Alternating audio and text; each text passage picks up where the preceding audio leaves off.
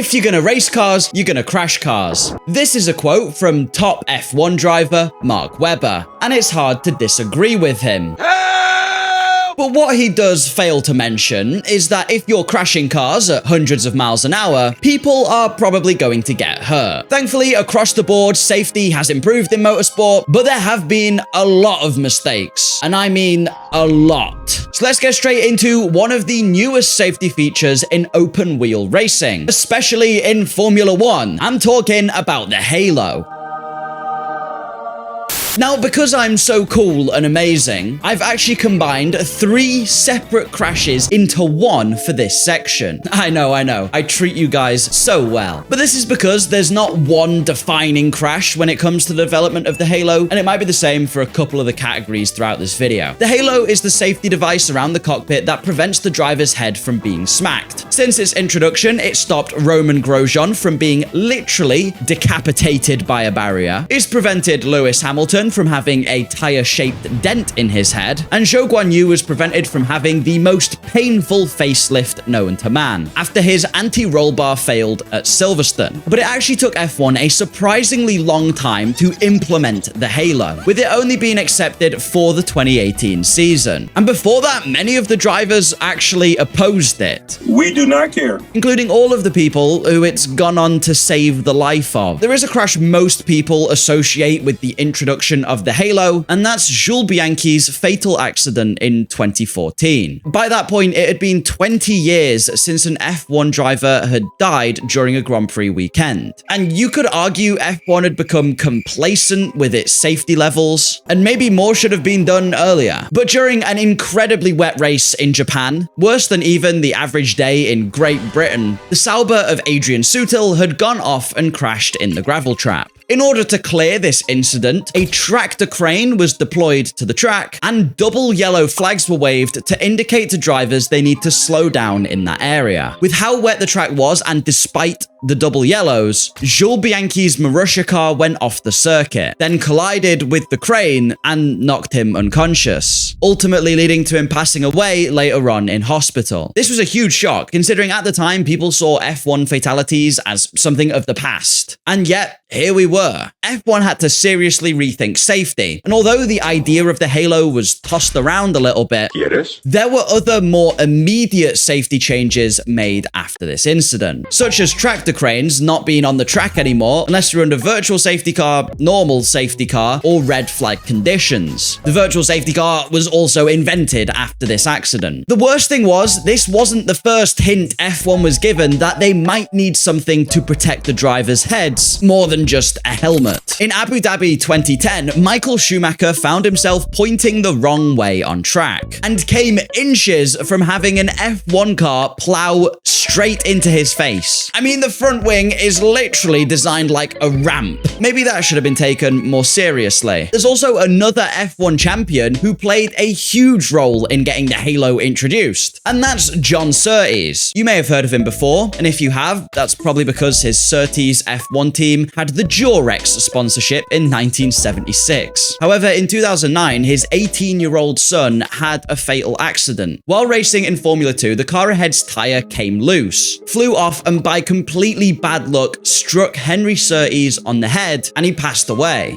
John was a huge campaigner for the introduction of something to protect the drivers' heads, and he often gets overlooked for that fact. So thank you, Mr. Surtees. It's not just racing drivers who need to look after their health. We should also be concerned about yours too. When evil cardboard Fernando Alonso locks me away to edit videos, I have a habit to slouch or sit with generally bad posture, which is why I'm really grateful for today's sponsor, FlexiSpa. Their standing desk has helped my posture, fitness, and general energy levels whilst working. The E7 Plus they sent me is capable of lifting 200 kilograms, or roughly 440 pounds for you freedom lovers, with the four-leg design having great stability even under heavy loads, and it comes with a great, easy-to-use control panel that allows you to set heights and then save them as presets so you can always be comfortable whilst using it. It's also got a little USB charging port on the side, which is super helpful. You can can adjust the height of the desk from anywhere between 66 centimeters all the way up to 131 centimeters, which is great, as I know if you're like me, you're going to want to have the option to also sit down. Plus, the frame supports many desk accessories, and having a cable management system, it'll help keep you a lot more organized. So use the link down below in the description or pinned comment and take a look at FlexiSpot. The E7 Plus comes with a 10-year warranty, ensuring good quality. So look after yourselves, and thanks again to FlexiSpot for sponsoring this video. Let's talk about a crash that changed the layout of one of the most iconic racing circuits in the world forever. Back at the 1999 24 Hours of Le Mans, Mercedes brought a brand new prototype called the CLR. Oh, and guess who had the misfortune of driving this car? A young Mark Webber. You know, the guy who said the quote at the start of the video? Yeah, maybe this will explain why he said that. As you can see, the CLR was long and thin, and almost shaped like a doorstop. However, this led to it having a terrible flaw. Air could get under the car, lift it up, and make it do this.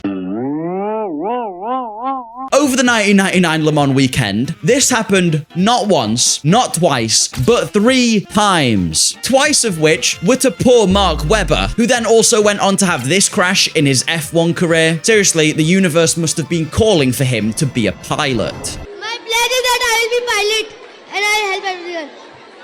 Pilot.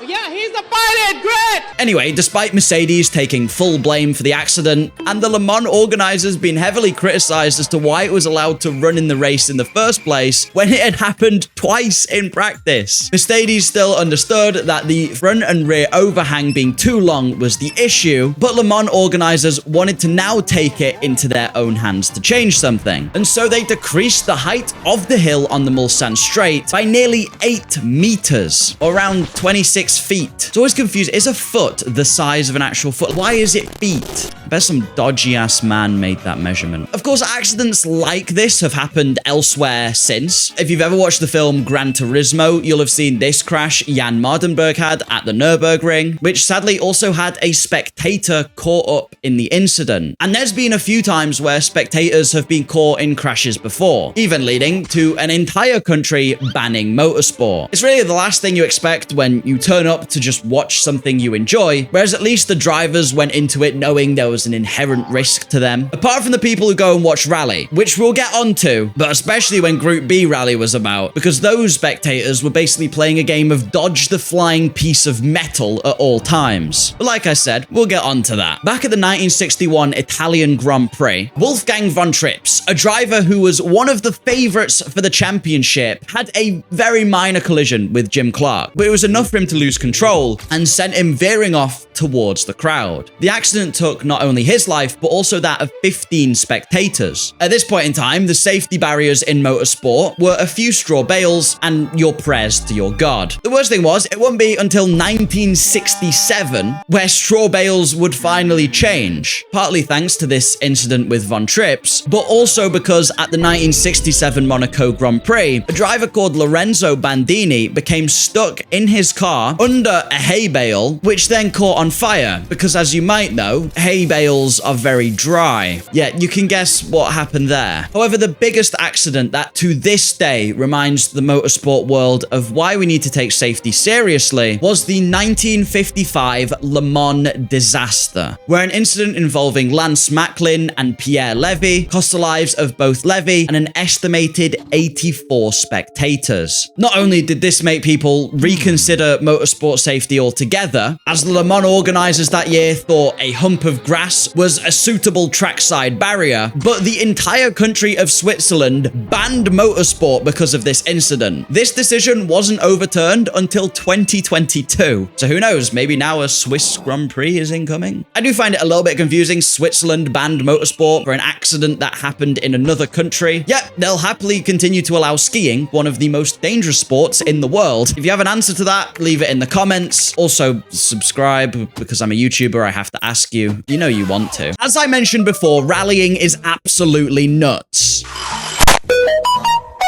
At its peak in the 80s, this became all too clear in the 1986 Portugal Rally disaster. For the past few years, crowds had grown to enormous levels at rally events. The sport was in its golden age, and people wanted to see what all the hype was about. For the drivers, this was a bit of an issue. Instead of the track being lined with empty space, it was lined with people. And that's the last thing you want to be driving towards if your car loses control. In fact, rally drivers had a pretty morbid outlook on the whole thing, with Walter Röhrl, I hope that was okay, my German friend taught me the pronunciation, with Walter saying you basically had to imagine the spectators as trees, which is just, wow, okay. That weekend, the drivers, the teams, basically everyone was concerned about how many people were planning to turn up to the rally, with organizers attempting to lower the numbers by starting the event early on a Wednesday morning, but to no avail. The crowds were absolutely massive. The first incident of the day actually involved Walter. A cameraman had been essentially forced to stand on the track, as there was no room on the grass verge for him because of how big the crowd was. The rear caught the cameraman and sent him and the camera flying, breaking a good couple bones in the process. Still, the organizers saw the event fit to continue. I guess such is the nature of rallying, and the home hero, Joaquim Santos, was about to take to the track. Santos was a brilliant driver and in a top car. This also meant the crowd were the most excited they'd been all day, which isn't necessarily a good thing, as in the excitement, a man stepped onto the tarmac in front of Santos. He actually tried to correct the car and go round him, but despite avoiding that man, the rear lost control and struck other members of the crowd, the accident being fatal for 3 and causing serious injury to 32. Changes had to be made, and drivers called for the removal of the stage altogether, saying the crowds in Portugal were just uncontrollable. Any Portuguese people, are you mental? However, WRC refused, citing contractual obligation and putting more of the blame on the cars. Ultimately, there'd be 2 more deadly accidents over the 1986 season, and Group B rally was ended for 1987. Since then, rallying has been safer, with the cars not being quite so insane, and many improvements to safety being made. Had Group B continued, who knows how many more accidents would have happened. I still think you've got to be a little bit nuts to do rallying nowadays though, as out of all of the motorsports, the one where you can plow into a tree has got to be the most dangerous. I've spoken a lot in this video about European motorsports, but let's see how our American bros are doing. Hey dude, I feel so confident speaking like an American.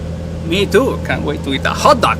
We're heading over to IndyCar, and considering the series runs a race where you go 1,000,000 miles an hour in a circle, crashes are pretty common, and there's been quite a few big ones. However, what about fires?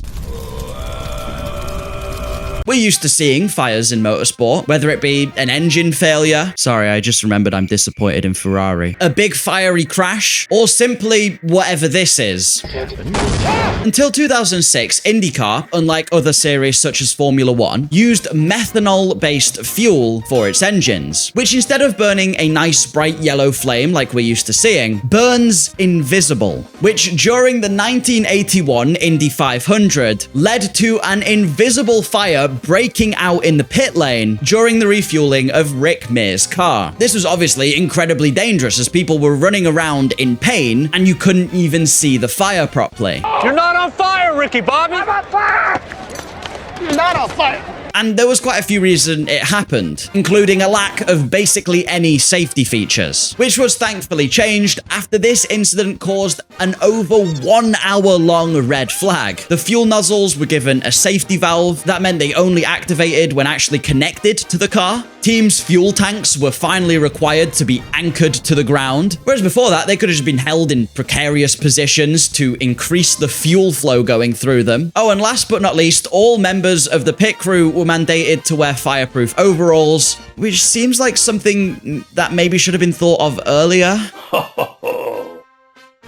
Yeah. Aside from this reasonably well-known incident in the pits, one other driver actually reported a pit lane fire, but he drove away as fast as he could so the wind would blow it out, but not until his uniform was burned through on the left side, therefore confirming that yes, the men who drive around at 10 million miles an hour in a circle are in fact a little bit nuts. Did you know that if in 1966, one Scottish man never crashed into a telephone pole, You can't park this, huh? I know I can't park.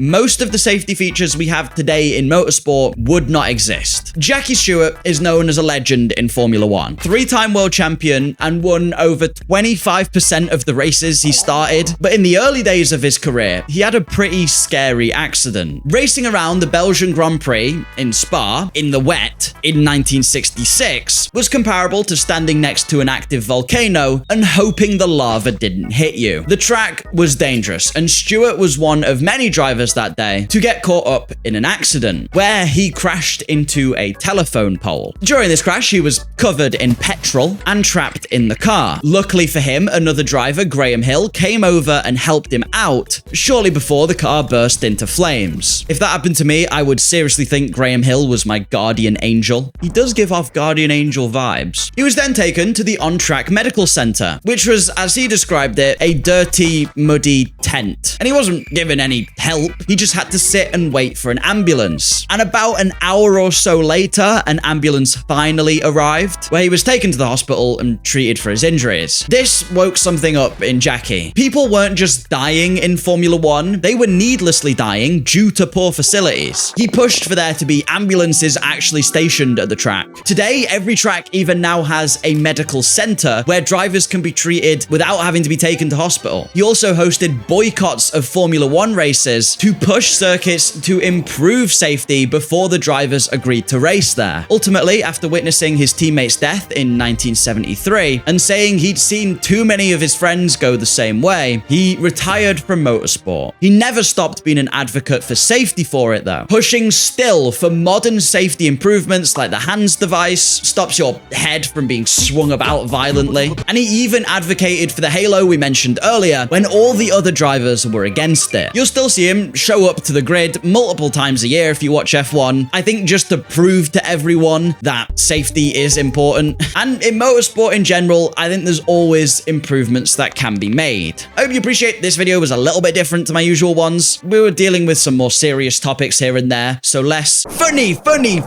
Please do subscribe if you found this video interesting. I really enjoyed looking at the story of how motorsport has improved. And I want to say a massive thank you to my channel members. These guys support me every single month. I really do appreciate it. It means a lot to have your guys' support, so thank you so much. Make sure to check out today's sponsor, FlexiSpot, and my podcast channel, Crash Happy. Have a lovely rest of your day and goodbye.